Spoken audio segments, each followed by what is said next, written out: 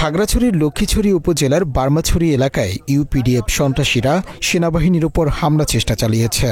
সেনাবাহিনী বার্মাছড়িতে অবস্থান নিতে চাইলে বাধা দেয় পাহাড়ি সন্ত্রাসীরা। ঢাল হিসেবে তারা নারী ও শিশুদেরকে কাজে লাগায়। আমি তো আপনাদেরকে বাধা দিতে আসছি না, আপনার কিয়াং ঘরে বাধা দিতে আসছি, আপনার বিহারের কার্যক্রমে বাধা দিতে আসছি কখনো? বেশ কদিন ধরেই রাস্তায় গাছ ফেলে সেনাবাহিনীর চলাফেরায় বাধা দেয়া, হামলা ভাঙচুর, অগ্নিসংযোগ করে আসছে সন্ত্রাসীরা। এরই ধারাবাহিকতায় তারা সেনাবাহিনীকে পাহাড় থেকে সরে আসার মামাবাড়ির আবদার করছে। এসব সেনাকর্তারা তাদের কাছে সেনার না চাওয়ার কারণ জানতে চাইলে তারা কোনো সদুত্তর দিতে পারেনি। এদিকে বিশ্লেষকরা মনে করেন পাহাড়ে দ্রুত সেনাবাহিনী মোতায়েন না করা হলে বাংলাদেশ সরকারের হাতছাড়া হয়ে যেতে পারে পুরো পার্বত্য অঞ্চল। পাহাড়ে যতটুকু সার্বভৌমত্বের জন্য যতগুলি সেনাবাহিনী দরকার ততটুকুই থাকবে। এখন দরকার আছে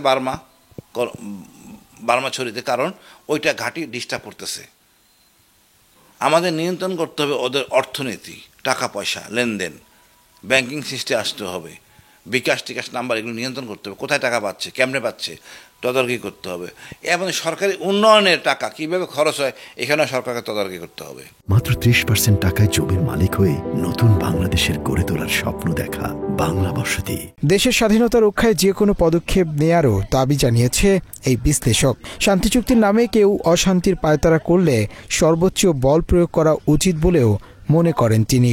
ইন্ডিয়ার বুদ্ধিতে 1970 শেখ মুজিব মারা যাওয়ার পর যে আর্মির গায়ে আক্রমণ, পুলিশের গায়ে আক্রমণ, তার ফলশ্রুতিতে কিন্তু শহীদ জিয়া বাধ্য হয়েছে বাঙালিকে, গৃহহীন বাঙালিদেরকে পুনর্বাসন করার জন্য। এবার যদি এরকম ঝামেলা করে আমার মনে হয় ওই কোনো অঞ্চল আর খালি থাকবে না। আমার অনেক গৃহহীন লোক আছে, আমরা পুনর্বাসন করব। পরিষ্কার থ্রেট, এই জায়গা কারো বাবার না, বাংলাদেশের। আমি স্বাধীনতা রক্ত দিয়ে জায়গাটা নেওয়া হয়েছে। আর এই স্বাধীনতা রক্তের যুদ্ধে কিছু ট্রাইবেল আমাদের ছিলেন, কিন্তু আমি তার কথা শুনবো না, আমি শুনবো রাজা পাকিস্তানপন্থী ছিলেন।